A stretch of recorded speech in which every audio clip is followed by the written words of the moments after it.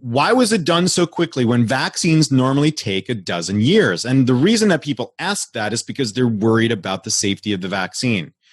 Now, that's an excellent question, but it leads me to a tangent that we have to discuss. How many patients were in the phase 3 trial of the shingles vaccine, Shingrix, everybody? You can answer in the chat. Oh, you don't know? That's weird. Okay. How long was the phase 3 for the flu vaccine this year? Oh, you don't know that? Oh, okay. How many cases of anaphylaxis to the Tdap vaccine happened last month? What, you don't know? Oh, I'm surprised. You probably don't know.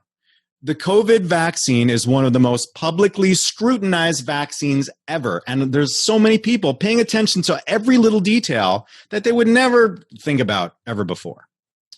It's the microscope, man. The world's attention is on this vaccine, and so many people have something to gain with anything newsworthy in 2020. It's all about the attention. We are hearing every little detail without understanding what the normal process is. And that's why I think it's important to listen back to that podcast.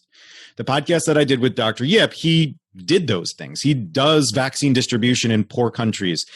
So I think it's very important.